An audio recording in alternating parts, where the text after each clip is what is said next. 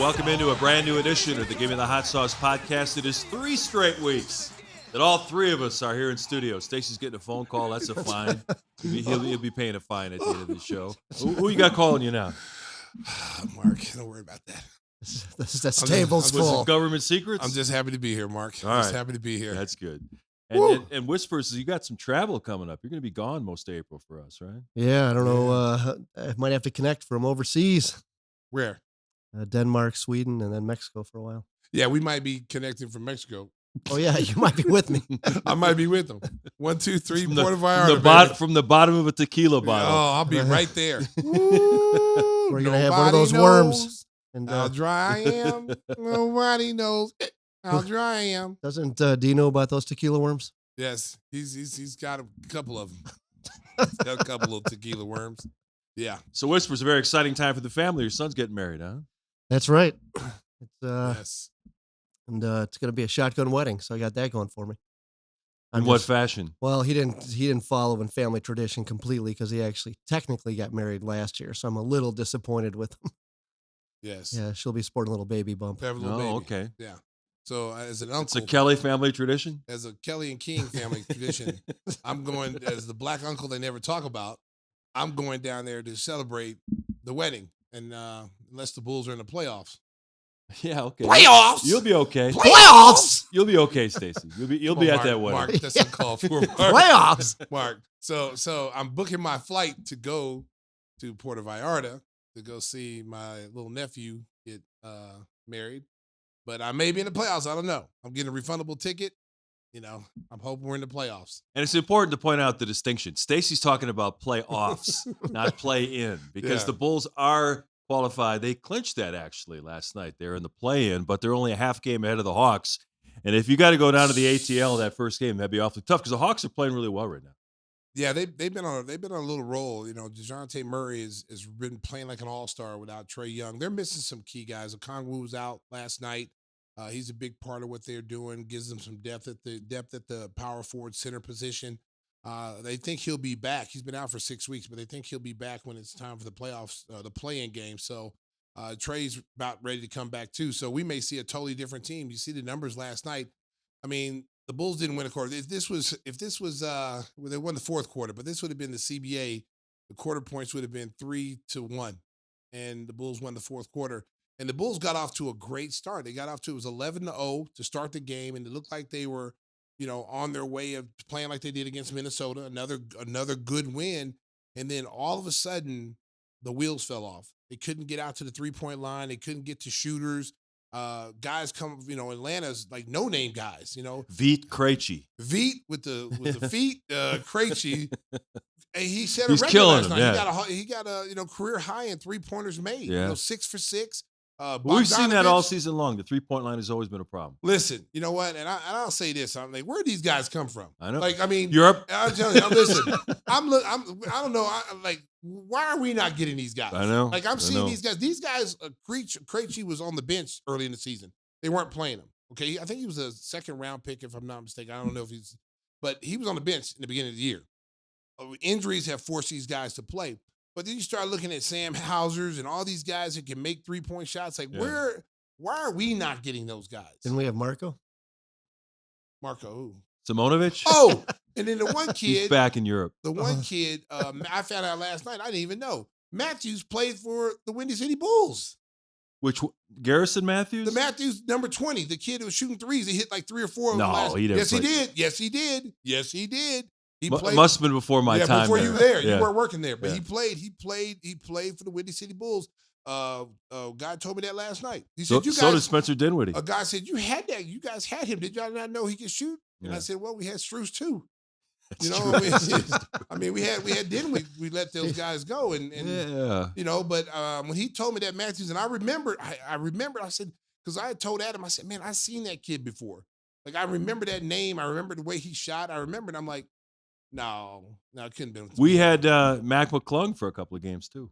Yeah, we had Matt McClung. Listen, man, there's a ton of guys in the G League that needs an opportunity to come up to the big leagues. The problem was, and when I was coaching the CBA, the problem has always been this. If a team doesn't draft you and they draft another player, they're reluctant to go down and go get players from the G League Well, it used to be the CBA. They were always reluctant because it makes their scouts look bad. If you go down and get a guy to play the same position as your draft pick, and that player from the minor leagues is playing more minutes than your draft pick, then your fan base gets mad at you. Then why'd you waste you blew the draft pick? You blew the draft pick. So teams are reluctant to go get guys from the G League to bring them up to play on their roster, and that's where you got to scrap logic. If you're a team, you got to say, hey, if this kid can help me win and this kid can make shots, I got to go get him. You got to put pride to the side. Sometimes, drafts are hit or miss. You either going to hit or you're going to miss. Now, if you can miss badly, okay, but you're still going to miss. But then you have to be, forward thinking enough to say, hey, we missed that one. Let's cut our losses. That's what made Jerry West so good. Jerry West drafted somebody and said a first round, drafting the lottery. Said, well, now this guy's not working for us, and they, let's do something else. Yeah, they changed mid course, and you can't be afraid. Sometimes you look at these guys in the NBA. They hold on to guys too long because they're thinking, they're gonna pan out. They're gonna pan out. After 4 or 5 years, if they haven't reached their potential or not even close, they're not gonna make it. That's like Tim in the Park District League. You kept thinking he'd be making that corner jumper, and it never happened, right? Wow. Listen, oh, wow. See, now I'm getting picked on by Mark. I've never even seen him play, but I heard you should just be Stacey. Mark just threw a zinger over there. Wow. I'm trying to get him involved in the show, Yeah. Old legends. Wait. Man, listen, man, you did good. Yeah, okay. You did good, man. Yeah. We won a lot of championships. Miami almost gave me a shot because they give anyone a shot. We won some championships, me and this guy. His jersey's That's not true. up in the rafters yet. Yeah. It's not up in the rafters yet. I'm the one holding that up. Except for the end of the game when Stacey said, get up to throw down the dunk at the end of the game. Yes. That didn't turn out well. Didn't happen? No, it didn't. No. The ball bounced back to half court. I wiped out under the basket. Hey, sometimes the missed dunks look better than the ones that go in. But I think I got a louder cheer than if I had made it. Just the effort because no one probably thought he could dunk. Just for him to try it, and then, I tried to windmill it. It was really poor. You tried to windmill it? Yeah. Yeah. Okay. I did the full. It's not gonna happen. Terrible idea. You got tight shoulders. I got a little excited. You got tight shoulders, Mark. It wasn't gonna happen, Mark. It wasn't gonna happen. Let's stop feeding into this now. Let's stop. Just change track. All right. Now. Hey, back to the Hawks. Ooh. There's a lot of speculation that in the offseason, either Trae Young or DeJounte Murray will get traded. The Lakers supposedly are going to be after Trae Young. My question is, with Trae Young coming back, is that going to mess up their chemistry heading into this play-in tournament? I do, because if you look at we put the numbers up last night with Trae Young before the All-Star break, they were 30th in defense. They are now in the top 12 defensively. That's a big jump from 30 to 12, okay? And this has all been since Trae Young has been out. DeJounte Murray, and I love Trae, because Trae's an Oklahoma kid. I think they play better without Trae. I think they're more of a team without Trae. Trae's shot selection is something to be desired. He's not afraid to pull from 35, 40 feet. From Denzel Valentine range. Denzel Valentine range. And shout out to Denzel. Catching it straight from Mark. Mark is shooting a lot of bullets out here today, people. But here's my scenario. I can see Trae Young. If I'm San Antonio, I go get Trae Young. I think Trae Young would be marvelous with Wemby. I think those two guys would be a deadly pick and roll combination. That's one thing Trae does very, very well is in the pick and roll, because you have to be able to, when he comes off that screen, you have to honor his ability to score. You have to honor his ability to get to the rim and finish, and then those floaters. Half the time he comes down the middle of the lane, you think he's shooting a floater. All of a sudden you see a big guy come flying out of nowhere, or Wemby, or it would be Wemby, but it's been Capella for the last 3 or 4 years, and he's really made Capella. They tried it last night with Capella. It was kind of hard doing that, but they still find him, but it was not as easy as Trae does. Trae makes the defense adjust, but you put Trae down there with Wemby, lights out. Hey, we love Trae Young. He's a friend of the show. We had him on the podcast, and things were going great. The interview was fantastic. And then Tim started talking about his hair, and everything went bad. The bird's nest in your hair. Yeah, everything went downhill quickly. That was one of our best interviews. It was going great, and you just brought it right down. We can't even get a return phone call now. We're on the pay no mind list with Trae now. And I thought it was a compliment at the time. How can it talk about somebody having bird hair be a compliment? It was based on an article. Kids going into salons in Atlanta saying, I want the bird's nest, the ice tray, all these names that they had for his hair. And the look on his face. If Oh, looks he got could so kill. Yeah, it was Hey, rejection. for all you YouTubers, go back, check the archives, watch the interview, and how it's going great, and how Tim just destroyed it instantly. He just sunk the ship. He sunk our battleship. It's the only time I've sent a letter to a former guest apologizing. Wow. Because I had no idea. He said, Stacey, I love you, but that red face dude. You got to get rid of I him. can't have it. If I ever come back on the show, he got to be gone. She even got some extra hot sauce. It was, yeah. Oh, My bad. Wow. So everybody in Bulls Nation is talking about the Jekyll and Hyde. You know, since we've last done our last show last Tuesday, they had a great game against the Pacers. Looked great. Ran them out of the gym. They go to Brooklyn. Brooklyn at a 3-point barrage, beats them. You go to Minnesota on Sunday, look like world beaters. Beat one of the best teams in the Western Conference. You come home, 11-0 lead against the Hawks, and you lose. What the heck? I tell you what, it's March Madness. Okay, it's just madness in general. Forget March. Yeah, forget It's been March. the whole season madness. Okay, this is a team. It's an NCAA team. College team.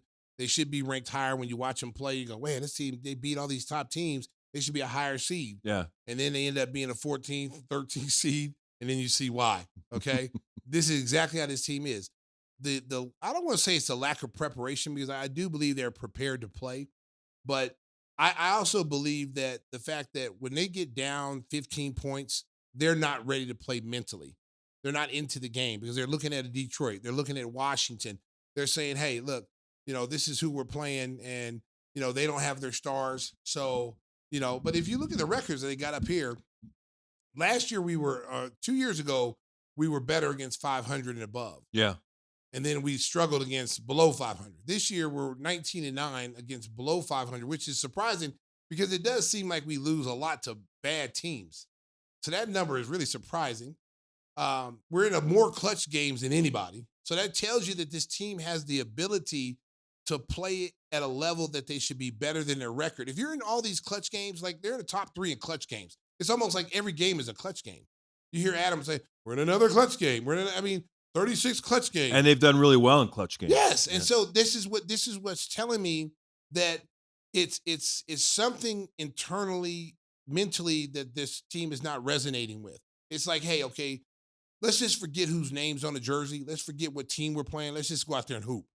We're a better team than whoever we're playing. Let's go out there and play basketball. We can beat the good teams. You can beat Minnesota.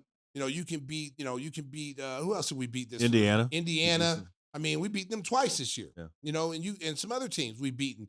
They were really good teams. You go on that West Coast trip, no one even thinks we're going to come in and have a good record. We beat the Clippers out there, and we lose the LA Lakers, but we should have beat them. So it's just, to me, it's just a lack of energy. And you got to start holding players accountable. If you're Billy Donovan, because, if guys are not going to come out ready to play, you have to reward the guys that come to practice every day, that bust their ass and deserve to play. That's what Phil would do. If the starters didn't have it, which was very seldom, because we always came out ready to play. So, but if the starters were struggling a little bit and they needed some energy and a jolt, they put in high energy guys. They put me, Scott Williams in, and BJ, and we'd have high energy guys, and we would be able, because you have to have a good bench in an 82 game season. You're not going to be able to play 6-7 guys during a regular season for 82 games and think you're going to win a lot of games. That's why you have to have a good bench. Most teams who have a good record, like Boston has 60 wins, or almost 60 wins. I think they're 59. They have a good bench. They have a bench that can come out there and play starters minutes for you, and that's the reason why they're the best team record-wise in the NBA right now. Big NBA development tonight. Joel Embiid made his return. He was out 8 weeks for surgery on his knee, and he's already playing against the Oklahoma City Thunder. So he's got 8 points in the first half. Embiid coming back. Right now they're in 8th place, but they're only like a game and a half out of 6th. They'll probably get up to 6th and push Indiana down, and they're going to be a tough matchup. If right now they would play Cleveland, I believe, in the first round if it turns out to be a 3-6. Right now, as I mentioned, they're at 8, but I'm penciling him in to get up to 6. Well, if you remember, they were the second or third best team in the Eastern Conference before Embiid went out. They were playing extremely well. Can you get that graphic back up there again, guys? So if realistically they go on a little run with Embiid, which I expect them to do, they could easily get up to 6 and maybe push 5 with Orlando, because Orlando still got some games they got to play. And that whole 5 through 8 could change. Miami could get back up there and be in the actual playoff team games somewhere between 5 and 6 as well. Yep. But could you imagine? Let's say the Philadelphia 76ers don't get into the top 6. Could you imagine having to play them? Because they would definitely win the playing games. Yeah. I'm just going to be honest with you. With Embiid, they definitely win the playing games. and you see them as a 7 seed or 8 seed, and you had to play them in the first round, and because I had them pick going to the Eastern Conference Finals against Boston anyway. I do still think they're better than Milwaukee, and they're the second best team in the East. And with the addition of Buddy Hield, where they went out and got it, he wasn't there when Embiid was there. So now Embiid has a legit outside shooter to go along with all the guys who've gotten experience. Their big guys have gotten experience playing without Embiid, so they got a lot of quality depth at the power forward and center spot. Tobias Harris has played a big role. Maxi's playing like the most improved player, which he probably will get, which I still think is unfair. He shouldn't be able to get it because he was up for it last year. But they're going to be a different team in the playoffs with Embiid. Can you imagine if they finish 7th, if they do get stuck in the play-in, beat Miami in that first game or Indiana, and they play the Bucks in the first round? Giannis and company be shaking in their boots having to play Philly in the first round. I tell you what, I mean, Miami is still Miami. Jimmy is still playoff Jimmy. The guys always showed up for the playoffs, and that's where he's kind of earned his reputation as being playoff. I don't know if they got enough to do what they did last year. I don't know if they, I know Tyler Hero. You haven't heard too much about Tyler Hero since he's been back from injury, so you don't really know how he's playing. But I would not count Philadelphia out. I mean, Embiid is a big difference. He's a big difference maker on that team, and he was playing like an MVP before he went out. So an article today, somebody was talking about Jimmy Butler and saying that basically during the regular season, he pursues his outside interests. He's not that locked in. So come about April 1st, he starts getting revved up for the playoffs. Would that bother you when you were playing? It would bother me. Yeah. It would bother me because, it sets a bad example for all the younger players that this guy can pretty much do what he wants to do during the regular season, play when he wants to play. If he doesn't want to play, he doesn't have to play. And so it sets a bad tone for your team. And then you think that he's going to turn it on, turn it off like he did last year. How often do you think that's going to happen? Jimmy's getting older. It doesn't work every year. Yeah, Jimmy's getting older. Jimmy hasn't always been the playoff Jimmy that he was last year. You surprised Riley and Spoelstra put up with that? Because Pat runs a tight ship. I'm really surprised about that. And I don't know, you don't know where that story came from. Obviously, there's some truth to it. It may not be all completely true, but there probably is some truth to that. Because Jimmy does miss a lot of games during the regular season. That's one reason why he's not longer on the All-Star teams, because he misses so many games leading up to the All-Star game. And then he misses so many games going into, the break, and then, now with this new 65, game limit, he can't make any All-NBA teams, which costs you money. If your contract's based off incentives, how many games you play, how many All-Star teams you make, how many NBA first team, second team, third teams, your money is tied to that. Your extra bonus money is tied to that. When you're not playing those games, you lose that money. Looking at the Western Conference, it's still a 3-way battle for the top seed. Denver has really played well lately. They've kind of asserted themselves, after winning the championship last year. A little bit of a championship hangover. They got off to a slow start, but they are rounding into great shape at the best time of the year. Oklahoma City, people aren't talking about them, but they are right there with the Nuggets. And you guys saw Minnesota on Sunday. I thought Caruso was great against Anthony Edwards. Caruso's great against pretty much anybody. Yeah, that's true. I mean, seriously. That's true. And that's why like, when I watch these games, we got a front row seat. I get so upset because Caruso plays so hard every night. Yeah. Like the kid gives up his body. Every time he hits the floor, Mark, you're just wondering if he's going to get up, if something's wrong with him, knee, ankle. That's how hard he plays every single night. He has to guard the team's best players. Not best player, best players. Right. If whoever's going good, you switch him. Yeah. So if the best player goes out and takes his mandatory rest, the second best player becomes the feature. He takes that guy. Yep. He's guarding big guys, small guys. So it really, when I look at this and I say, why didn't the rest of these guys come out and play with this type of energy every night? Yeah. Because you'd be embarrassed watching. Yeah, you would be embarrassed watching it because it's like watching Michael Jordan play. You watch Michael Jordan play. How could you not go as hard as this guy? How can you not give that kind of maximum effort every single night when you see Michael and Scotty, a 37-year-old Bill Cartwright diving on the floor, blitzing pick and rolls, John Paxson out there with a bad knee, have surgery on Monday, playing on Thursday? How can you as young players sit there and go, well, I don't feel like playing today. My back hurts, my toenail hurts, and I'm going to sit out. I need rest. Yeah. It just kills me. And this kid, Caruso, gives it its all every single night. And now he's starting to become a two-way player. He's become a two-way player before our eyes because he couldn't hit any jumpers last year. Teams would back off of him, leave him.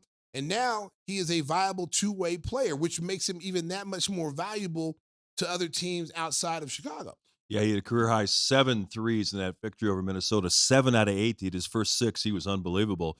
Looking at the bottom of the Western playoff field, what the hell's wrong with Phoenix? You got those 3 superstars, and then you look further down, you got LeBron and AD with the Lakers. You got Steph and Clay with Golden State, and they're all struggling just to see if they're going to be viable. Phoenix, to me, is the biggest mystery. When they added Beal to that mix, and I know Beal's been hurt a lot this year, I thought Phoenix was going to be one of the top teams in the West. And for whatever reason, with Frank Vogel as coach, it just isn't working. Well, it's not working because they don't have a point guard. That's number one. You got 3 guys that are scorers that all 3 of those guys need the ball in their hands. And you don't have a distributor to be able to distribute. So when you make Booker be the point guard, you're taking away from his strengths. When you ask Beal to be a point guard, you take away from his strengths. So therefore, one of them has to be point guard of the 2. So now instead of having 3 guys out there that can get you 30, you kind of got 2 guys to get you 30 because you got the other guy being a point guard, being a facilitator, getting everybody else involved. They need a point guard. Second of all, they can't guard. They can't guard people. When you look at some of the scores they're giving up, you're asking Kevin Durant, to be a stretch 4, to have to guard 4s and 5s. Most nights he's the biggest guy on the floor for Phoenix. Right. So, you're taking away, he's taking a beating guarding guys on the other end when you don't want him to do that. You want him to be able to be functional when the game's on the line, the last, 5 minutes of the game. That's when we need Kevin Durant to win the game for you. But if he's exhausted and beat up because he's got to guard big guys all night long, a Jokic, and, he's guarding, Aaron Gordons of the world, then that's a lot to ask for a guy who's not that big of a player. How do you think NBA historians will look back? And there's still a chapter to write on Kevin Durant's career. He won the 2 championships when he joined forces with the Dynasty Warriors. And then, of course, he went to Brooklyn, and that didn't work out when he teamed up with Kyrie Irving. Now he's gone to Phoenix, and things really haven't gone according to plan. And then, he made those sarcastic comments recently about leadership when people were saying he's not a vocal leader. And he had a quote where he just said leader 100 times. It just seems like he's almost tarnishing his image. Here's one of the guys, 6'10", 6'11", one of the best pure scorers, shooters the game has ever seen. But yet people look at him like there's something kind of missing with this guy. Well, first of all, he's got rabbit ears. He gets very sensitive about any kind of negative criticism towards him. He's quick to respond, and he's too great of a player to respond to. Lions could care less the opinion of sheep. That's his attitude should be. LeBron's that way. Even though LeBron is sensitive, LeBron doesn't let you know that it's getting to him. Right. Where Durant will let you know that it's getting to him with his responses, whether it be Twitter or, podcasts or something. He'll let you know. He's going to go down as one of the greatest, players of all time. I think the rap with him is that he was chasing titles, and he left Oklahoma City, which you don't blame him. I mean, if you saw what Oklahoma City was doing, first of all, they couldn't pay everybody. So then they lose that 3-1 lead to Golden State when they should have won easily. Yeah, they should have won easily. Russell Westbrook, the shot selection and everything that was going on during that series made you want to leave. So now he goes to Golden State. His biggest mistake, I think, was thinking that he can go do this by himself instead of just sticking with Golden State. Forget what everybody else says. Make it a dynasty in Golden State. You could have probably had 5-6 championships playing with Steph Curry.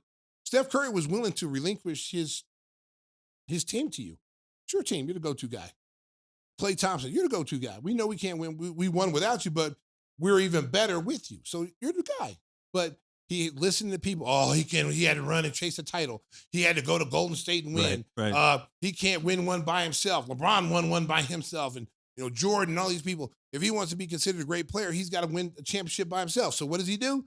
I'm leaving Golden State. And teams with Kyrie Irving. And then he teams with Kyrie Irving, and he goes to Brooklyn with James Harden. And you have another three superstar type of players. And none of them, they didn't even get to play together probably about 4 games. Yeah. James Harden saw the writing on the wall and said, wait a minute, I'm getting up out of here because, if Kyrie Irving's going to be sitting here with incense burning and smoke going all around the court, he's not interested in playing. He doesn't want to get a vaccination like everybody else, and that's his right. So I'm leaving to go play in Philadelphia and play with Embiid. Now, no one's even talking about, James moving around as much as he's done. Because he's actually moved more than That's than crazy Kevin how many Durant. times he's changed. Yes, and he's played.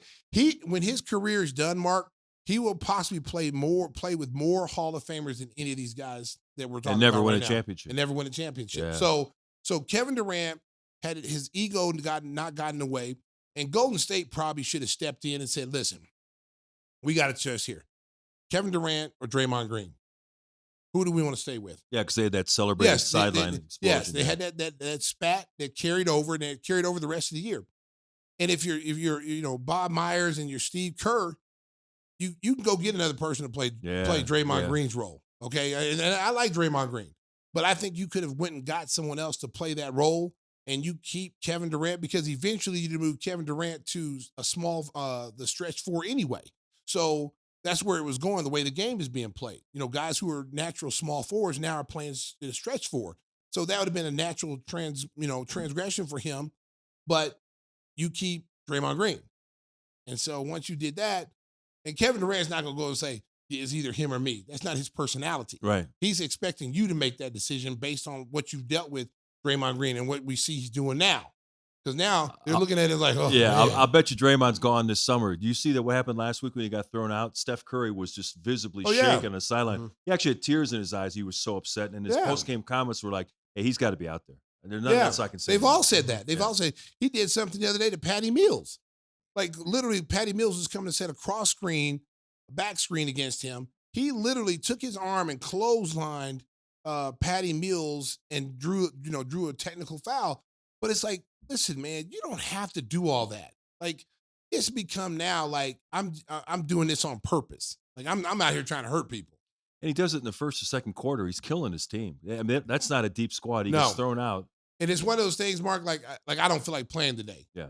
So I'm just going to get myself thrown out. I don't feel like playing today. I'm going to do my podcast. I'd rather go do my podcast than playing the game. And I think the worst thing that's happened to him was that TNT came in and automatically gave him a job before his career was even done. He knows what's coming next. He knows what's coming next. So therefore, y'all want to cut me? Y'all don't want to say, you're not going to let me go to LA? Okay, but you're going to pay me then. You're going to pay me then. I guarantee you. I can make $5 million at Turner. Exactly. I guarantee you, if they had to do it all over again, and knowing if they could have saw what they're seeing right now, they probably wouldn't have re-signed him. Yeah. Well, I know folks right now, basketball fans are excited about the Final Four that's coming up in Phoenix, Arizona this weekend. Stacey's alma mater is in there. UConn, baby. We'll talk about the UConn Huskies. We'll talk about Zach Edey and a whole lot more. But first, I want to tell you about one of our great sponsors, our buddy Jeff Vukovic. When it comes to being treated like royalty, make sure to contact our friend, nationwide agent Jeff Vukovic.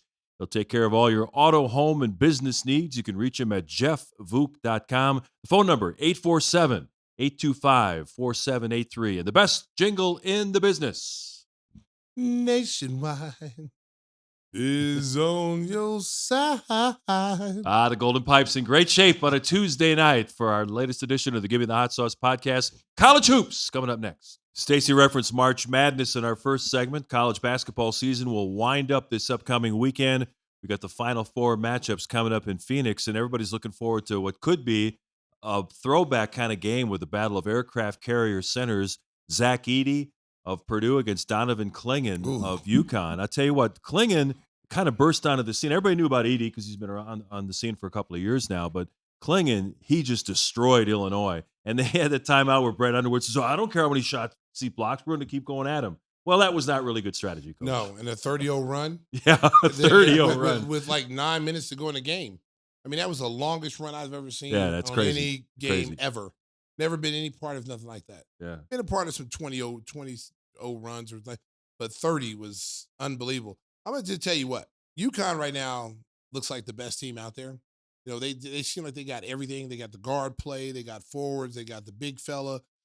They're tough. They get after you defensively. They look like the favorites to win it all and repeat. But I tell you what, everybody's sitting there counting out Mr. Zach Randolph Jr., Mr. Burns from NC State. DJ Burns. Looks just like Zach Randolph. Yeah. Okay? I'm going to tell you something right now. Do not be surprised if NC State beats Purdue. Because there were some holes in Zach Edey's game, okay? Zach Edey doesn't like physical play. He likes to be in physical, but he doesn't like it being back to him. He was great on Sunday, though. 41 points. Yeah, he got 41, but it's like, Gulliver's Travels, the land of the Lilliputians. Yeah, that's true. He wasn't going up against anybody I was really surprised that how Tennessee played him. Like I thought they'd have a different game plan against him than what we saw. Like you guys got to make some shots. I got to see if you guys can make some shots before I sell out and go guard the 3-point line. I'm gonna put him in pick and rolls on offense. Get him out of the paint where he can block shots.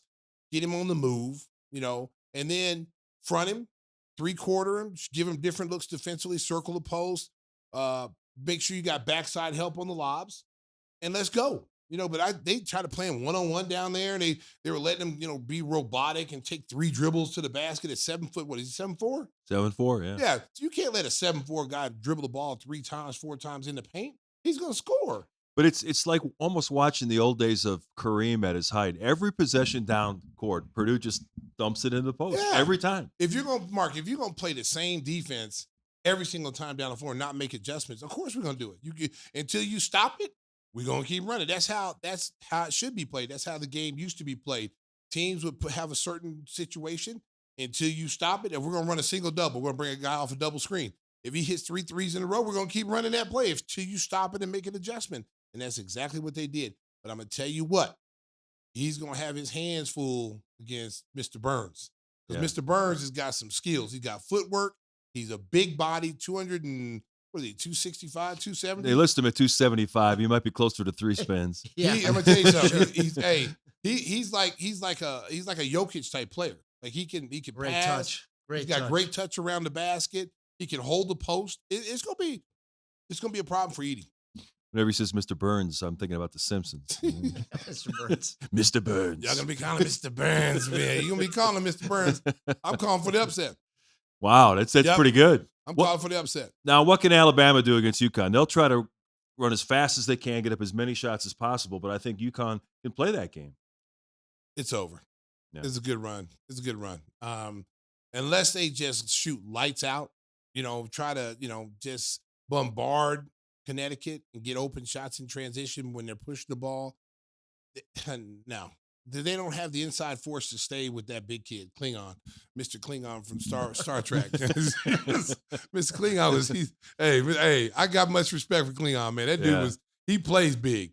He plays big. He does. He blocks shots he blocks left and right. He talks trash, and he's into the game. He's got a little dog in him. I'm like, I like Klingon, man. And plus, they love their coach.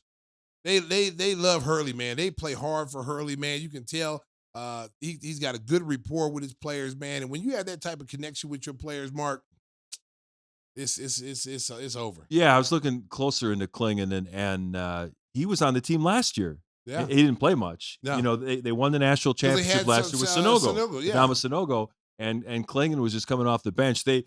UConn lost 3 starters, 5 rotation players, and they're even more dominant this year. And they're going to be dominant for a while because he's a good recruiter. They missed out on the kid, Connor Flagg, that's going to Duke. Yeah. They thought they had him.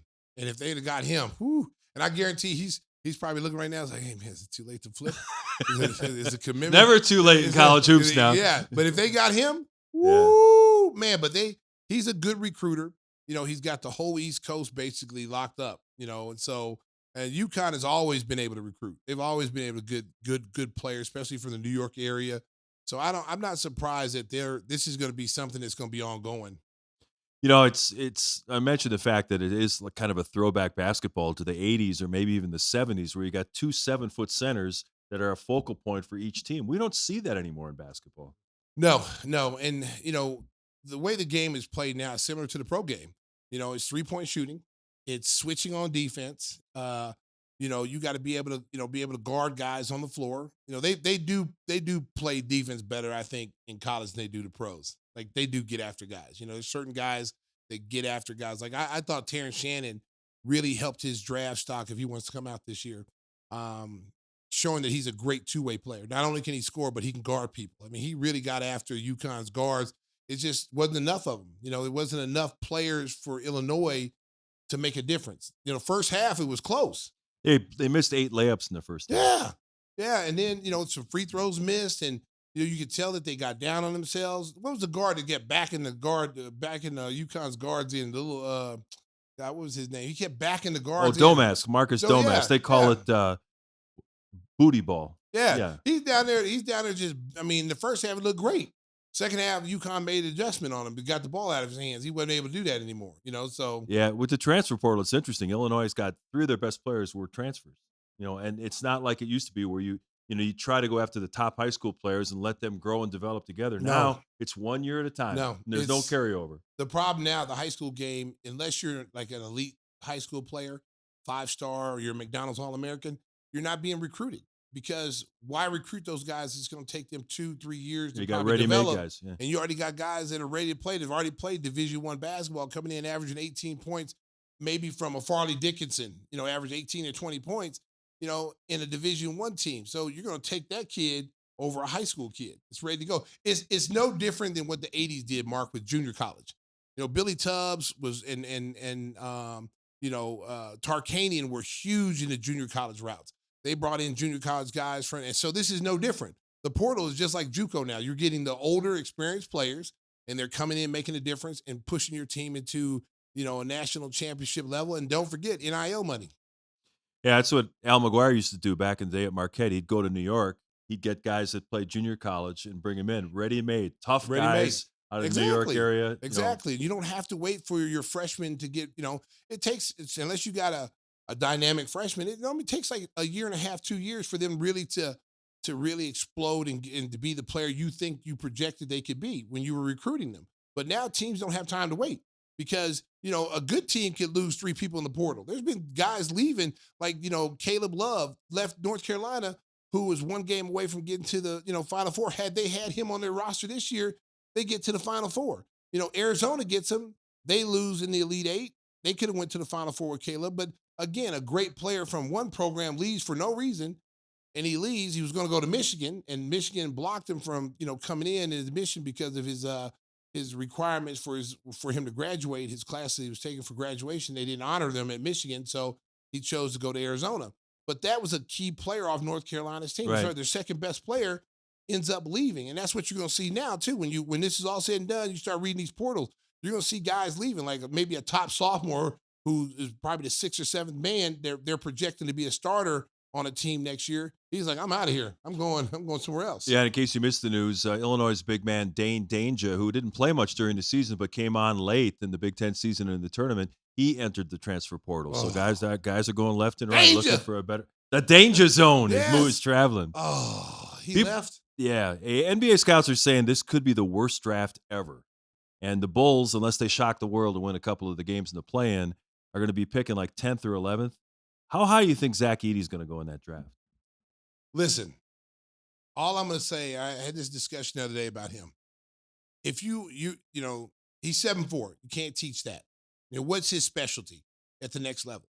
Is he a shot blocker? Is he going to be able to dominate in the post against guys his own size? He better score, otherwise he's useless. Listen, and that's what I said. That's where I said he's going to have a problem because 7'4" is going to help him. But if you go back a few years ago and you remember Garza, there was all world at Iowa and was player of the year and won, consensus player of the year and all that, could score inside, could score outside, but got to the NBA, slow foot speed. But he's only like 6'8", 6'9". But still, though, he still was a great player. Oh, yeah, great college player. Great college player and a consensus top, center in America and couldn't get off the bench. Been on 3 teams since. I don't think, when I'm just watching Zach Edey play, I don't think he runs the floor as well as you would like to see. Because when you start to look at 7'4" guys now, you're starting to look at Wemby's. Yeah. That's what you're looking at. But when some teams is he a Wemby player? They're like, no, he ain't no Wemby player. We ain't going to waste no pick on him. There aren't any other Wemby players. That's what I'm saying. So when you see these 7'4", the Bol, Bol is a 7'3", 7'4" dude that's flying all over the place, shooting threes and is athletic as a 7'4". He's not Wemby, but he's a nice 7'3", 7'4" player. Does that what Zach Edey brings? No, he doesn't. Can he make a 3? I've not even seen him take a college 3. So, and then Mark, also with all the switching in the NBA, where big men have to switch, we see it on our team. How hard it is. Yeah, they'll try to run you out of the game. They'll run 1-5 screen roll every play. Exactly, and that's what we see every night. With the Bulls is that teams know that Vuk struggles in the pick and roll, and they will run that to death and try to run him out the game. And so, where do you play Zach Edey? I mean, what possibly, unless he gets on a team like a veteran-laden team where he can come off the bench. I mean, look at the kid Walker Kessler. Walker Kessler had to change his game from Georgia to play in the NBA. Not only is he a great shot blocker, but he runs the floor. He can get his points off transition. He's dunking everything you throw to him. He plays big, so he's able to carve out a niche in Utah. Can Zach Edey do that? Can he carve out a niche wherever he goes? I think he needs to focus on defense. I think he needs to focus on blocking shots and being a rim protector to really stick it. I don't know if he's a first rounder. Just based off of how teams are drafted. Like you said, it could be the worst draft in history, and maybe someone takes a chance on him and says, I don't think he'll be a lottery pick. I don't. Yeah, I'll take Klingon before I take him. Yeah, it's going to be interesting because. All right, what do we got? Breaking news. Bronny James plans to enter the NCAA transfer portal. Okay, well, that's interesting because his dad's in Los Angeles, and there was some talk that LeBron would want to play with Bronny somewhere in the future, but Bronny averaged like 4 points a game this year, so he's not going into the NBA draft. He's going to have to play another year in college. Of course, he was held back by the heart problems he had this summer that definitely affected what he could do as a freshman. But again, we talked about transfer portal. You're always looking for the grass is greener somewhere, and I thought the whole strategy with him going to USC was that he was going to be at home with his family. Yeah, and I think, listen. It was UCLA. He the heart issue, that slowed him down too, but I think they realized, I think people need to let the kid just be a kid. That's got to be hard on him. LeBron put a lot of pressure on him saying that he could start right now in the NBA over some guards, which that was straight cap. I think he's got high basketball IQ. I think he's got good guard skills. He's a good passer. I think he's a kid that probably needs to stay at least 3 years. At least 3 years. I could see him after 3 or 4 years. I could see him being a first-round pick. I do. I think he could be a first-round pick if he stayed and he got with a good coach that would help him develop, because he can see the floor, he can shoot the basketball. He's got a lot of intangible things that says he's going to be a good player. But he's not tall. He's not 6'6". He's not 6'7". So that's an issue. What are you doing over there, D? So in the YouTube comments, right, someone said, "Where should Bronny go?" And Tim said, "Home." Wow. Sorry. Just how I feel about it. Wow. Hey, you were on a roll there. I was going to interrupt. Pile on the kid. Hey, speaking of going home, do you see LeBron the other night in some post-game comments was actually pretty candid and reflective, saying that I know near the end that retirement's coming. Mm-hmm. It could be the fact that he knows Bronny's at least 2 years away from going in the league. The Lakers aren't going to win any championships because his whole thing was trying to catch Mike with 6 titles, 5 MVPs. It ain't happening. Okay. Bold move. If I'm Pelinka and I'm Jeannie Buss, I'm trading LeBron. Trade him. I'm getting as many assets as I can for him right now. And it's going to be unpopular with people in LA. Listen, we're a 10th seed with LeBron right now. They played better without LeBron when he was out for like 3 or 4 games. They went on a roll. D'Angelo Russell looked well. AD looked like dominating. the number one guy. Yeah. So if you're sitting there watching this and saying, well, maybe I know LeBron's a great player, but maybe he's holding us back.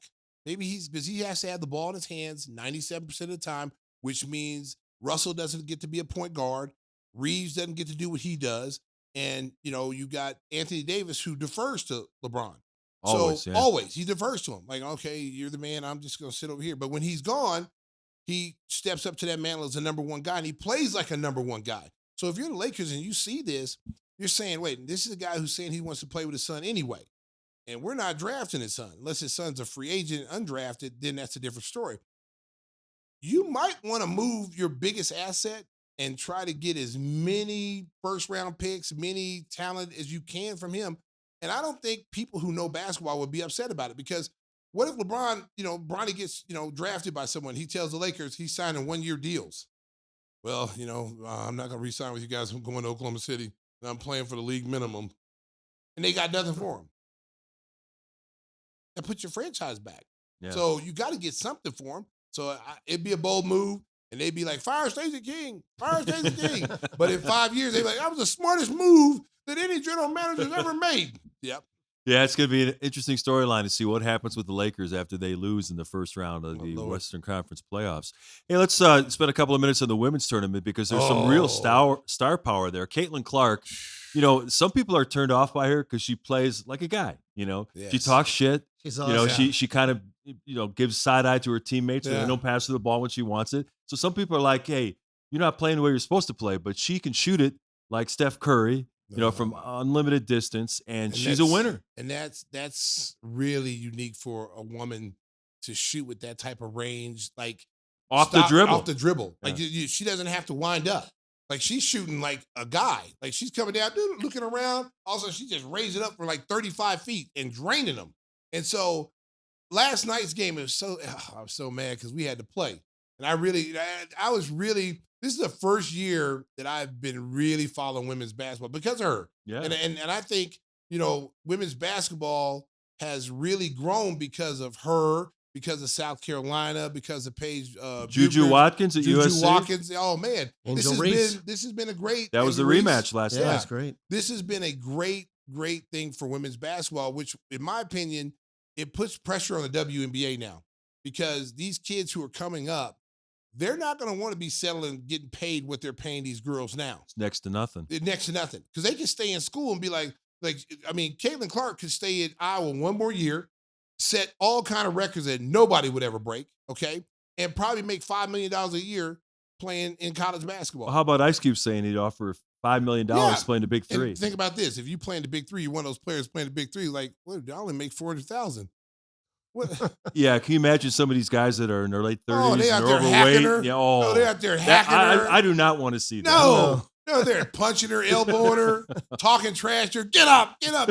No, but I mean, listen, but the reason why they want to go get her is because of what she brings to the table as far as they got to get some ratings. Nobody's watching ratings, that. and people watching her Yeah. because the ratings are super high when she's on. Yeah. And so that's why they're like the TV is encouraging her to come back. Oh, come back, But I think I think she has a boyfriend that works for one of the Indiana It's teams. the Iowa coach's son. So they met at Iowa. They're both playing basketball. Love and basketball. So he's McCaffrey. He's working for one of the Indiana Fever. He works for the Indiana Pacers. Yes. in their front So office. they got the number one pick. The Fever does. Yeah. So she's gonna give up her 5th year of eligibility to go there. You know what I saw over the weekend? The rookie salary, a WNBA player, $74,000.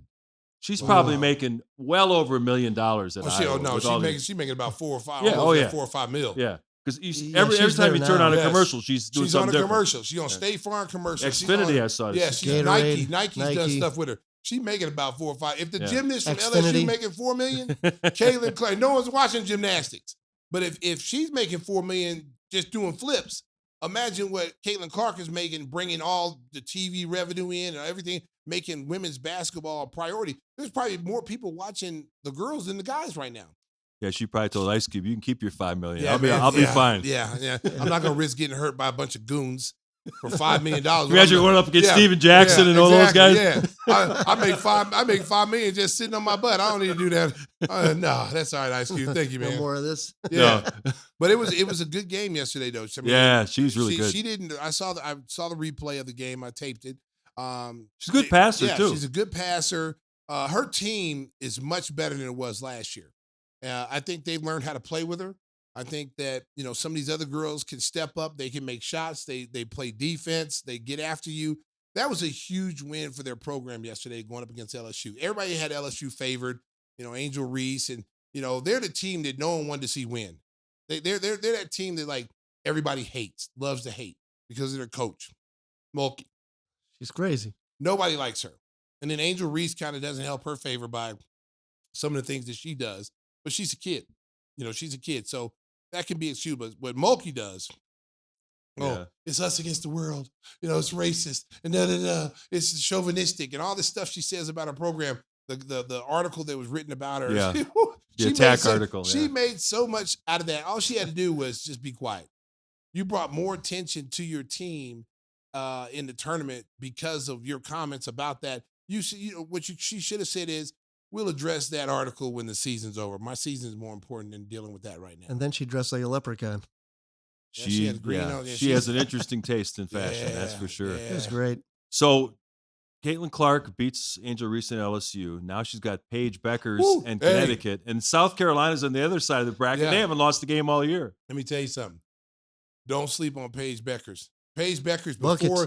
before injury was the Caitlin Clark. She was what everybody was talking about. and she had the 2 knee injuries that took her career away from her, and now she's back. Gino R.M. has said she's the best player in college basketball. Even with Caitlin Clark, she's the best player. He recanted that today. Did he? Yeah, he said, I don't know who said I said that. Caitlin Clark is the best female player of all time. So he backed away from that statement. Because he didn't want 40 too much pressure on his kid. He didn't want 40 dropped on him, and he didn't want the pressure of Paige having to go out there and prove him right. Yeah. But behind scenes, he'll probably say something totally different in the locker room. I knew he had the best player when they beat him. I knew he had the best. Paige had 36. I knew he had the best player. But it's going to be a good game. It's going to be must watch because those 2 players are really exciting. They play like guys. You can tell that they've been playing with men for their whole life, basically. They haven't been playing with girls all the time. They've been playing pickup games with guys. You can tell. Like, for instance, Paige going to the basket, she gets a lot of contact, and she's able to finish through traffic. So it's going to be a good game. Should be good. You know, the women's tournament. JuJu, where you at? Friday JuJu. and Sunday. JuJu was in tears. I wanted podium, JuJu to man. make it so bad, man. Because she's a pure scorer. She's had one of the best freshman years ever, okay? And I'm telling you right now, she stays 4 years, she is going to break the record of the scoring because she scores with ease. And it's amazing how strong she is. Like, she's out there, man. She's moving fluid. She's bouncing off people, spinning. I mean, she's got a game like a guy, basically. I mean, she's not soft at all. She can shoot it. She can post up. She can handle the rock. I mean, she can get to wherever she wants to on the floor anytime she wants. You can't stop her. And it was so sad seeing her cry. But, you know that feeling, like I know that feeling. When that season ends suddenly like that. Ends, and you're so close, and you did everything you could, but it wasn't enough. Oh, it hurts. Didn't you cry? I sure the hell did. That's right. I wasn't bashful. You get to the national championship game, you're 36-4, and you beat the team 3 times that you're playing in the national championship game, and you lose to them, and it's just like, and you're a junior, and now like this might have been the best chance, even though we had a good team my senior year, but that was a super team I was on. That was a team that we should have won a national championship on, and everybody thought we were going to win. And the best team in the NCAA tournament doesn't always win. It came up during the game. Did you hear that on the broadcast? What's that? They're talking about Stacey King in Oklahoma and trying to name the players during the game last night, the women's game. During the Iowa game? Yeah. Oh, okay. Yeah, it was funny because then he's like, he goes, Mookie Wilson. And the other guy goes, Mookie Wilson. No, Mookie Blaylock. I'm telling you, man, that was a great team. I mean, from top to bottom, we played with 7 guys the whole year. 7 guys the whole year, and we should have won. And at the end of the day, that's what makes the tournament so special because the best team doesn't always win. It's the team that plays the best at that moment. And Kansas, for about 10, I'd probably say 6 minutes, played better than us. Yeah. It hurts. It still hurts today. I'll give one of my NBA rings up for that. I've heard these stories from Stacey. I got them from Kendall all the time because they beat Michigan twice during the season. Then they lost to him in the national semifinals. Still burns him to this day. You never forget that. You never get over that. You never get over it because, again, it's so hard to get to that level, to get to the Final Four. It's not a guarantee just because you have a great team, you're going to get there. A lot of great teams fall. Remember, Purdue last year fell 16th, the 16th seed last year when they were like a number 1 seed. So it's not easy. So when you get there, in the NBA, it's a series. You're playing a 7-game series, and the best team pretty much wins 95% of the time. But when you get to this NCAA tournament, anything can happen. Anything can happen. If you get some guys that get hot and can shoot the basketball, and you go through a cold streak, foul trouble, somebody rolls an ankle, you never know. Oh man, I mean, in that year that Kendall went, we were in the Sweet 16 going for the Final 8. We were in the same bracket Michigan was. And we had played Michigan early in the Maui Classic, and they beat us by, I think, 2. And I remember Sean Higgins was talking trash to me as they were winning. And I told him, I said, we'll see you again in the tournament, and we'll see who has the last laugh. And so all year long, I was over there scanning, like, okay, what are the possibilities of us seeing these guys? And once the tournament came out, I don't know if they won the Big Ten. I think India did.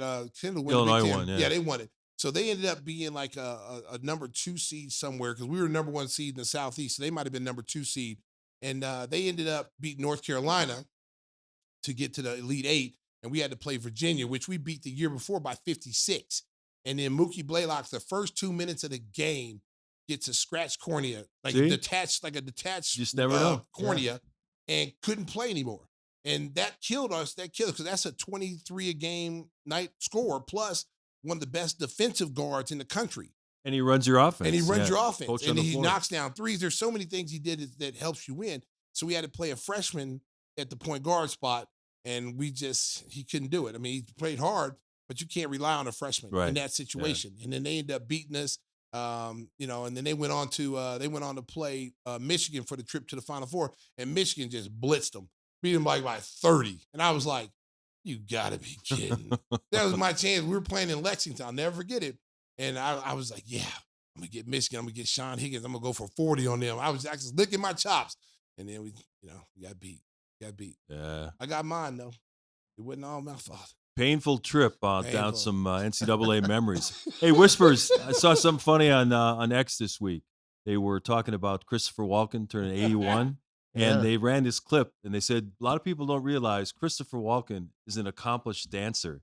And there was a clip of him doing this soft shoe routine. Boy Slim.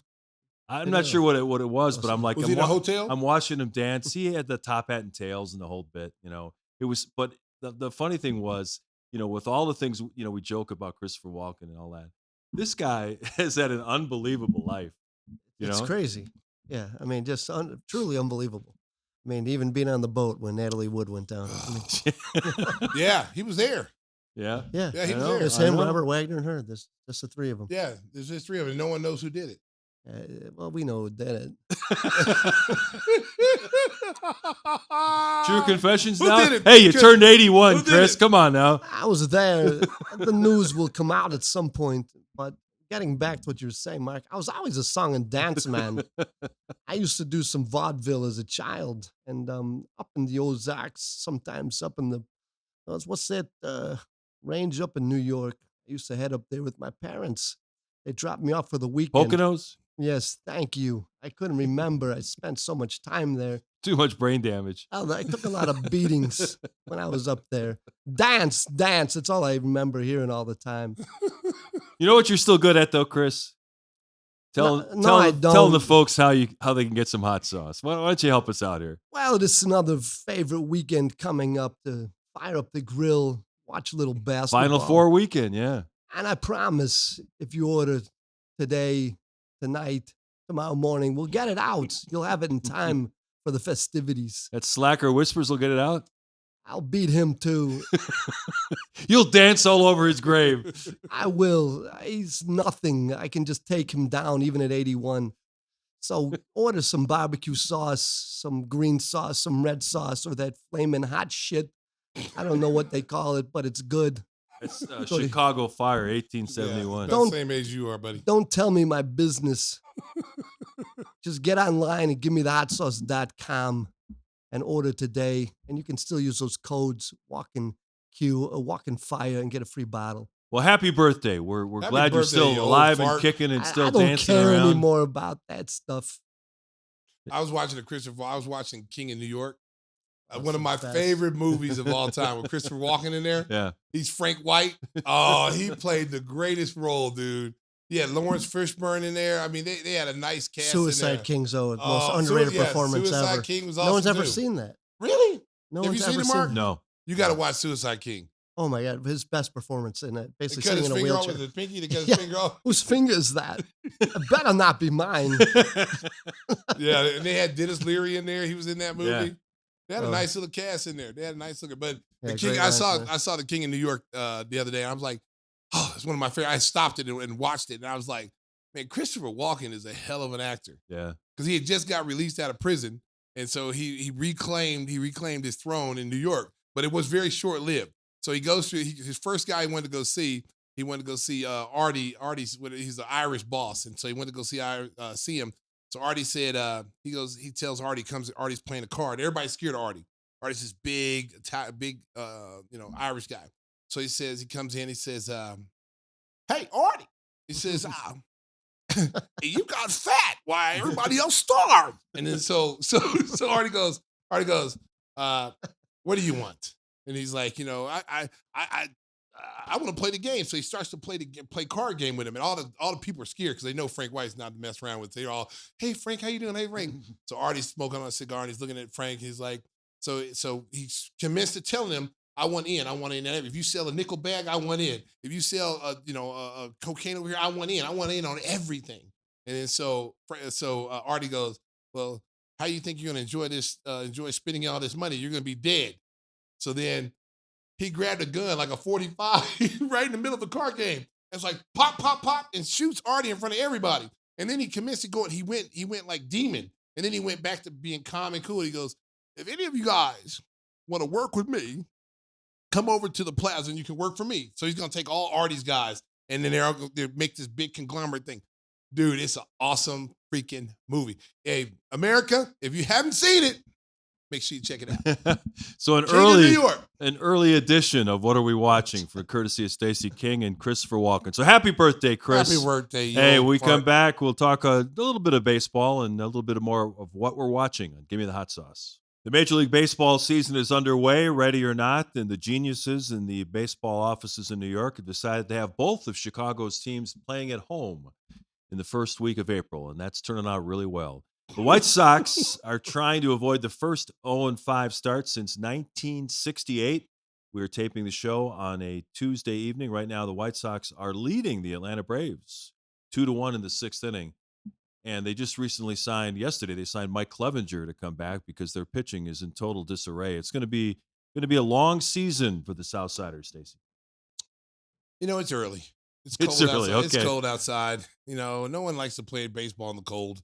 True. They always start off slow here in Chicago during the early, spring months.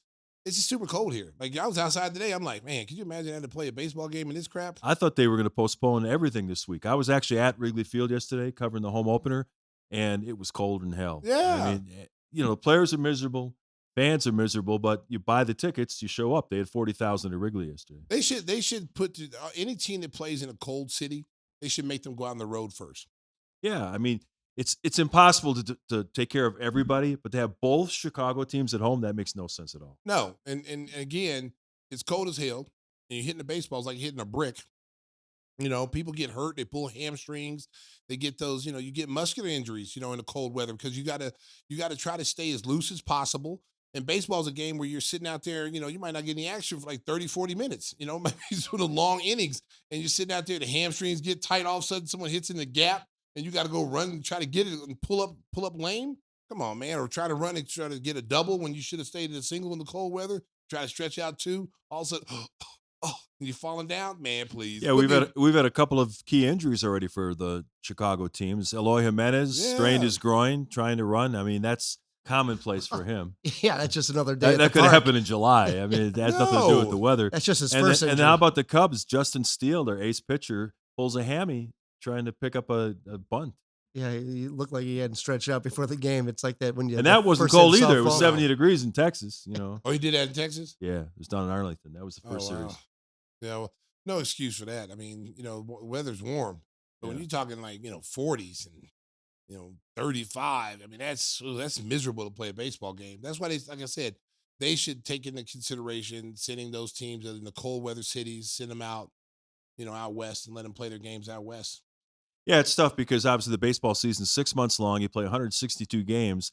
Like they always say, you can't win a title in April, but you can lose one if you get buried like that. And the Tigers took advantage of the White Sox in that first series. They swept that, and they're off to a 5-0 start. So I don't know if we're going to see a lot of change in the baseball standings this year. You look at the Dodgers with that star-studded lineup with Mookie Betts and Shohei and Freddie Freeman. They're going to be awfully tough to beat. Mm-hmm. Great insight, Tim. Wow. You could get more analysis. Yeah. I just like from Timmy Whispers. Like the new Cubs pitcher, Mashudo or whatever. What's his name? Come on, Shota Imanaga. Come on, man. Give it a try, all right? I knew you'd have it right, Mark. Thank you. Come on, man. Just try. I was in the interview room. And of course, they have this Yamahama. interpreter. You always wonder about these interpreters if they're giving you, or stealing money. So Shota's giving the answer. They ask a question, he translates it. Shota talks for 45 seconds, and the guy comes on. He says he's very happy to be here. Yeah. I was like, what the fuck? Yeah, no way. Come no on way. now. It's the same thing in UFC. A fighter will be talking for like 2 minutes, and then the guy go, okay, what'd he say? What did Joe Rogan say? What did he say? He just enjoyed the fight. He likes fighting. There's no way in the world that he said all that in little bitty, all that what he just said in 2 little words. Yeah, but if you slowed it down, they just you heard him say Chanowski, King, and give me a hot sauce. You Yeah. got to Did they really lose slow the it game? down. Did they He'd be lose the fine. game? Did they lose that game when he was talking? No, they won. They won? the game yesterday, Okay. 5-0, and they're winning again tonight at Wrigley Field, 7-0. So Ooh. Who Cubs, are they playing? Cubs starting to get it going. They're playing the Colorado Rockies, which has been an interesting story. Seeing Chris Bryant, Playing who well, though. he was the College Player of the Year, Rookie of the Year, then the MVP in 3 straight seasons, and now he's lost a his journeyman? powers. It's like the Space Jam movie. But you see the his aliens contract, stole though? his powers. He's playing well. What did they give him? $136 million. Oh, his first 3 games over the weekend, he had 10 at bats. He struck out 7 times. Wow. Guy can't play anymore. I mean, That's worth it's it. just amazing when you can think the Cubs won the World Series in 2016 with all these guys in their early 20s, and people are thinking there's a dynasty in Chicago. They're going to win 2 or 3 more. All those guys are gone, and aside from Rizzo, basically all of them kind of flamed out. Mm-hmm. Wow. Where's Javi? Javi's in Detroit, and he's hitting 220. You know, he'll hit a home run every now and again, but not doing much. Rizzo playing well for the Yankees? He's been hurt a lot. He had a serious concussion at the end of last year, and he's trying to work his way back this year. The only guy who's done pretty well is Kyle Schwarber, Yeah. but he hits a ton of home runs. But last year he hit like 40-some homers. He batted 198. So, you know, it's kind of like, you know, pick your poison. Still 40 home runs. Yeah, yeah. You'll take those 40 hitters. Yeah, those are still 40 home runs. And no telling how many runs he drove in that little time, too. So. And they're structured for that, too. Get guys on base, and let's see if we get a shot with him. That's how they play it. Yeah, so we'll see how the divisions are going to shake out. The Cubs are in a division that they feel like they got a chance to win, but Milwaukee, even after losing Craig Counsell, their manager, to the Cubs, they're off to a 4-0 start. They swept the Mets in New York over the weekend. St. Louis beat the Dodgers a couple of times, and the Reds have a lot of good young players. So that NL Central is going to be pretty competitive. So your early takes on Counsell, what do you think? I love him. He's really good. You know, I was at the pregame news conference yesterday. He's just no airs about him. You know, you ask him a question, he just answers it like a regular guy. It's not like sitting at a podium going, well, I'm the manager and you don't know anything about baseball, so I'm just going to talk down to you. He just seems like a regular guy, and he understands what Wrigley Field and the history of the Cubs means to Chicago sports fans. He gets it. You know, there's a lot of coaches that walk into a situation where there could be a lot of pressure, and, you know, they pretend that they know more than what's going on. And he's come in after a lot of years in a small market in Milwaukee, and he realizes this is a different job, and I have to handle this differently. But I'm sure his players are going to like it because there's no BS about the guy. On the other side of town, Pedro. Have you dealt with him in early going? You know, he seems like a decent guy, but I know that some of the players that left that were traded in the summer, you know, they privately have said they're surprised he's still managing because they lost 101 games last year. Yeah. And so the problem is he's got years left on his contract. They don't want to pay him not to manage, and they're in a full scale rebuild. Is that true with Getz too? Is he just well? Getz just started. Yeah, but is he? No, Band-Aid? No, Jerry likes him, and you know Jerry always his executives. He gives them free reign. You know, you do what you see fit, as long as you don't go over the luxury tax. Yeah. And don't you know, spend anything. Getz will get an opportunity. He'll get 3 to 5 years to try to rebuild this thing. But in the meantime, you got all this talk about the stadium.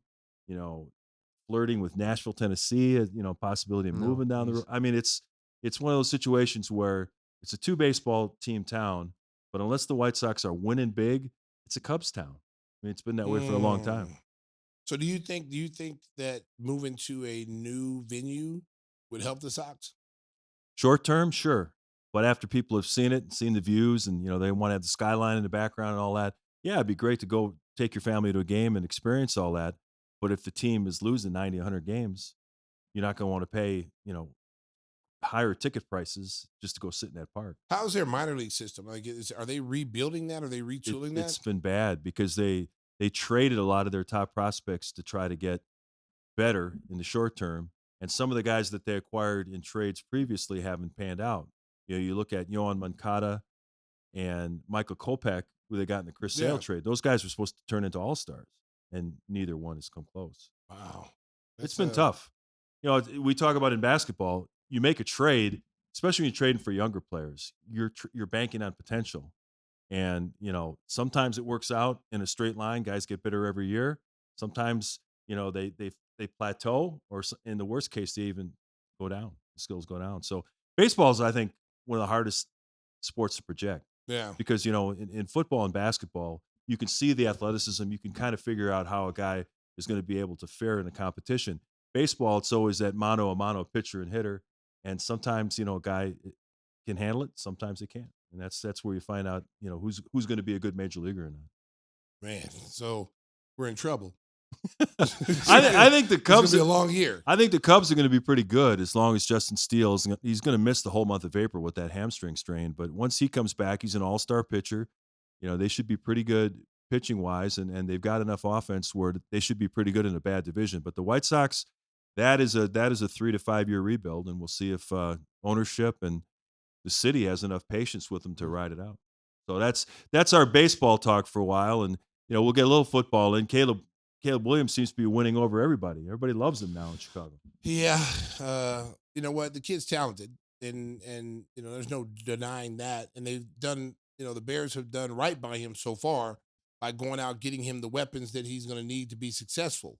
I still think, like most rookie quarterbacks, even though they went out and did all this stuff, he's going to struggle some. You got to. I don't think any Bears fans should be like, "We're going to the Super Bowl. We got the next Patrick Mahomes." I think you got to temper those expectations, and remember, he's still a rookie, and he's still going to make some mistakes. He's going to play like he knows how to play. He plays kind of reckless. He's trying to make plays that are not there sometimes.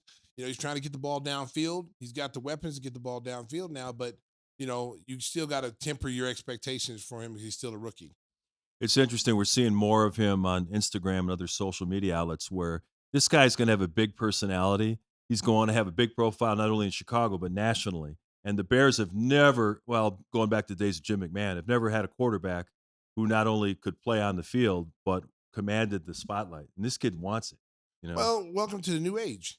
Yeah. This is the way it is with social media. And, these kids are coming with these NIL deals. They were making money before they were, pros. So he's coming in with a huge following, social media wise. He paints his nails. They made a big issue out of that the other day when I saw him. He was at JuJu's game, and they were talking about having a pink phone and all this stuff. And it's like, and a lot of people making fun of him or whatever. The kid from Duke just got a nail deal from Sally's for painting his nails. He's getting paid a couple million to paint his nails. So, these kids are out here, they're doing their own thing, man. As long as he comes out here and wins football games, it doesn't hurt the team by throwing interceptions and being loose with the ball. I think the city will love him. I mean, you miss Justin Fields, but Justin Fields is in Pittsburgh now, and I think he's in a better place. I think he's in a better situation. I think, as we talked last week, to win, our guy Win from the Athletic, they think he's going to start before the season's over, with Russell Wilson being there. So he'll get to learn under Russell Wilson. You got Mike Tomlin, who's a no-nonsense coach. He's got a good coaching staff. I think he'll flourish there. Whispers, you catch that? Stacey said he's in a better place now. They usually say that when somebody dies. Yeah, it sounds so good. That shows you what they say when a quarterback comes here. It's in a better place now. We'll miss him. No. And listen, the only reason why I said that is because the fact that the Bears did nothing to help this kid. Yeah. They just said, hey, look, we're in a rebuilding thing. We're going to put him out there and, whatever happens, happens. You didn't give him any weapons. You didn't do anything for him. You didn't give him an offensive line. But now you've gone out and did all these things and got new toys to play with. And, this young kid's coming in here and he's going to have a chance to succeed right from the start, where Justin was in a failure situation. If he was going to succeed, it was only going to be on him. He was going to have to be the person, the catalyst to succeed in this throw for, 4,000 yards and 36 touchdowns. It was going to fall on him, not everybody else around him, the coaching staff, and, which was sad. Well, Stacey already gave you one recommendation on what to watch for, the great Christopher Walken Classic. Check out some other recommendations. Whispers, what do you got for us? Well, I finished the Gentleman. That was great. I think you watched that too, right, Mark? No, I haven't seen it yet. You mentioned it last week, though. That was great, and Guy Ritchie stuff. And then Gentleman. I watched. Is that what you said, Gentleman? The Gentleman. Yeah, it's Gentleman. on Netflix, I saw right? it. But then you had mentioned Roadhouse before. I watched it. I actually thought it was, maybe because I thought it was gonna be so bad, I ended up thinking it was pretty entertaining. Yeah, Stacey kind of panned that one. Yeah, he destroyed it. And then watched Rebel Moon, Zack Snyder. It was been out for a little while on Netflix. What'd you think? Kind of different. Well done though. A lot of big names in it, and just well done. He's he's a visionary. I'll put it that way. Yes, he is. Yeah, so well done. I would recommend it if you like sci-fi kind of stuff. Stacey, what do you got? Well, I watched The Gentleman. I liked it. Yeah, it was I great. liked it. It was good. It was good. Is it a series or a movie? Yeah, it's like a Netflix series. How I many- think it's how many 10 episodes? 10 episodes. Yeah, 10 episodes. It's good. It's good. intense. Where's it based? Very intense. England. Okay. Aristocrats. They're that going are- to England for a lot of those series now. Yeah. Yeah. Yeah, and some of the actors I didn't know they were British because they're in a lot of American films, Mhm. especially the main guy, who was in all the Insurgent, Divergent, and whatever. Theo something. Yeah, the He number was 4. he was in. I he am was in number the- 4. Yeah, he was also in the vampire movie. Yeah. What's that movie? It's one of my favorites. It'll come to me in a second, but he was in that one. Celine, remember the Celine? Yeah. The- But I've never seen him with a British accent. Oh yeah, he's So British. Gentleman. He was British in that movie. Was he? Yeah, he was British in that vampire movie. Yeah. He's a good actor though. It was really well done. A lot of violence. Yeah, it was good Yeah, though. very violent. My movie I saw, Marlowe. Marlowe, it's there it is right there. As you see, Liam Neeson, Diana Kruger, Jessica Lange, really good actors in there. It's based like in the 1940s, like in LA, where back then when you had like Alfred Hitchcock and all those type of people were around during that time. Well, I'm just gonna say it. I'm a big Liam Neeson fan. Yeah. He's done a ton of Listen. movies over the last decade. Man, that movie What a week. dragged on. He has a particular set of skills. Well, he didn't have this one. Okay. He looked like an old man fighting people this time. He lost his skills, man. The movie, it just dragged on like it was like a 1940 movie. Yeah. It just seemed like a 1940 movie. It was like dragging on and on and on. It didn't get really good to the end. It's like a whodunit, who killed certain person. And he's a private investigator, so he's hired by Diane Kruger to find out where her boyfriend is. And she's married, but she has a boyfriend on the side, and she's an heiress. So she was hired to try to find him. And then he starts finding all these little details about things that are going on behind the scenes, and he has to solve the case, whatever. But it was, hey, listen, I wish I had that hour and a half, 2 hour back. But I'm a Liam Neeson fan. I thought he was going to have some of the, the Taken in there, Yeah. I got to select, a few skills I could, but he tried to fight, but you could tell that Liam's getting old, man. He's getting old.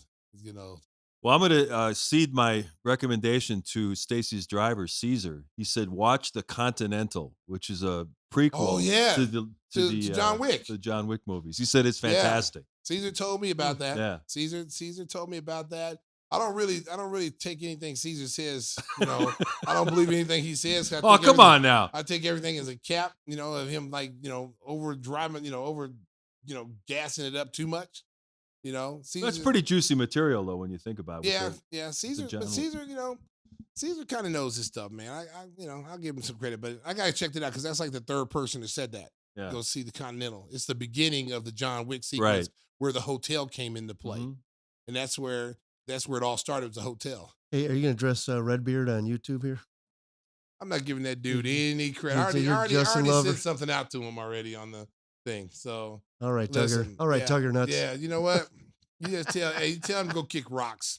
Okay, he's a troll, and trolls don't eat off me. So I don't have nothing to say. I said what I had to say to him, and I'm done. So, There we have it. Yeah, there you have it. Go tell him to go be a fanboy and go get a jock signed. Yeah. Go get Justin Fields' jock signed, you jock sniffer. So we get some social media wars to All wrap right. up the show here. And Yeah. Caesar's getting ready to pull the car around. Yeah. Tell the folks how they can get the great service from Windy City Limo. Oh, let me get my hold on, There you man. go. Hold on. Snap. Nation. Wow, sorry, wrong one. Windy City Limousine provides championship service. Making a reservation is so easy, it's a slam dunk. Let Windy City break the full court pressure of traffic and get you to your destination in style and on time. Contact Windy at 847-916-9300. That's 847-916-9300. And go online to windycitylimos.com. The best service in the Chicagoland Oh, area. Love them. Love them. Love All right. Windy City. Whew. We want to thank our guys, D and Cisco, for holding down the fort, doing great work as Cisco always. the thong song. Let me see that thong. Oh, please don't. No, that's right. No, we don't want to see Yeah, it. no way to see it. No, we don't see it. So thank you for watching and listening. I think we're looking at Monday next week for the next Monday. episode of the Gimme the Hot Sauce podcast. You never know who might pop You in. never know. Until then, Stacey. Drive home safely, Chicago. Beep, beep. See you on Friday. The Bulls, baby, we're back. Oh, my goodness. It's only preseason, but I'm hyped. Neil Funk, Jimmy G. Buckets gets buckets. Oh, my goodness. Give me the hot sauce, Neil Funk. Give me the hot sauce. What are you doing, Dragic? Did you not get the